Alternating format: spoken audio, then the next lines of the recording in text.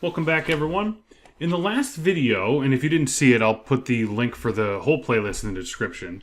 In the last video, we went ahead and configured Area 20. We put them all in level 1 adjacencies. They're all point-to-point. The configuration was very simple. So in this video, what we're going to do is we're going to go ahead to Area 10. We're going to do the same thing where we make it all one level 1. But this time it's going to be a broadcast segment. So there is a little bit different we're going to do. And I'm going to show you, the DIS, which is the designated IS, which is very similar to a DR and OSPF. So, we'll get into the configuration and do a little tweaking here and there. Now, let's head down to, let's head to R1. And R1, all we have configured is that we are in 490010. And then router 3, you could see we're on the same thing. And router 4, we're in the same level. Now, router 3 and router 4, I have configured as IS type level 1. Because if you look at the diagram, they have no links outside the area. So they're just going to be level 1. Router 1, however, does not have that. Router 1, we are a level 1 and level 2 router. So let's go ahead and get the configuration going. I'm going to do a interface loopback 0 IP router ISIS lab just to get the loopback in there. And then what I'll do is go into interface gig 00, which is the broadcast network, IP router ISIS lab. And I'll do an ISIS circuit type level 1. And the only thing is that on broadcast network, it is the default. So I don't need to do an ISIS network type because I can only configure point-to-point. So we'll leave it as is with the default of broadcast. Now, we'll head over to router 3, and it's going to be the same exact configuration. We're just going to go to int gig 00, IP router ISIS lab, and then we'll do the loopback as well. Finally, router 4. Interface loopback 0.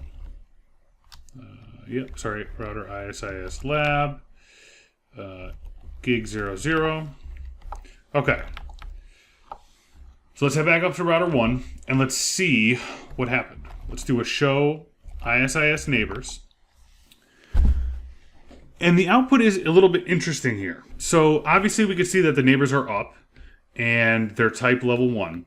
But when we were doing OSPF, you would only have a full adjacency to the DR and BDR. The other ones you would not. You would just have a two-way relationship. With ISIS, we still have a full adjacency. The other thing to note here, too, is that there's no backup DIS or DR. There's only the one. How do we see which one is the DR? I need to stop calling it the DR. I'm sorry. From here on out, I'm calling it the designated IS, the DIS, so we can get things different. The DIS is router 4. We see that from the circuit ID over here on the right side. Okay? That tells us what the DIS is. Now, the DIS is a pseudo node that creates logical point-to-points, just like OSPF. The pseudo node is based on the higher priority. So if I do show CLNS interface for gig 00, what we'll see is that my priority is 64, which is the default, and then the DR is router 4. So what actually is going on here, since the DR is since the priority is tied, it uses the highest SNPA, which is the sub-network point of attachment. On a LAN address, that's our MAC address. So whichever one is the highest MAC address. And I could see that using show CLNS neighbors instead of show ISIS neighbors. You see the SPNA here. So since these are virtual routers, they have pretty much the same MAC address. It's just that this one's 3, this one's 4. Mine, since it's router 1, is just going to be 1. So it chose router 4 to be the DIS based on the highest MAC address. Of course, we can change that. right? Unlike OSPF, in ISIS, the DIS is actually preemptive.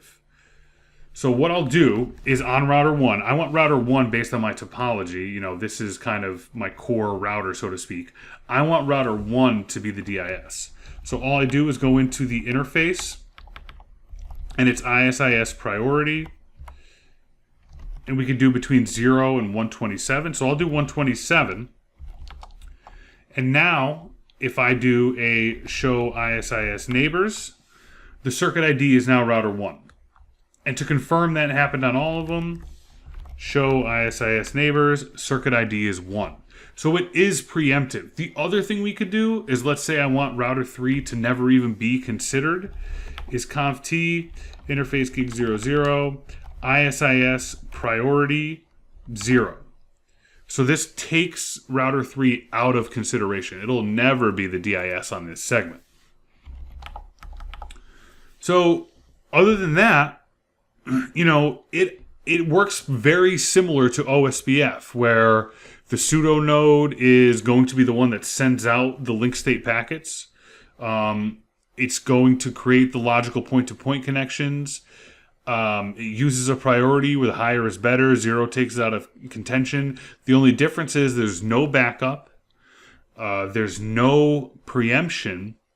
And the only other thing to note, too, is that it is created for every level that's on a link. So this link is only level 1, and it has R1. But there could be a case where you have level 1 and level 2 on the same link. And in that case, there would be 2 different DIS, one for each level. So, pretty simple configuration again for the broadcast networks. It's just learning what how to configure the DIS. My viewers, I know you guys are great with, guys and gals, I know you're great with OSPF. So you already know how a DR works. Very similar, just slightly different. So the end state of our network now is if we go to R1 and we do a show IP route ISIS. I have my loopbacks for 3 and 4. And if I go up to router 2, which was for this area over here, show IP route ISIS, I have all my routes from within this area with the loopbacks here. Now in the next video, we're going to bridge them with a level 2 link.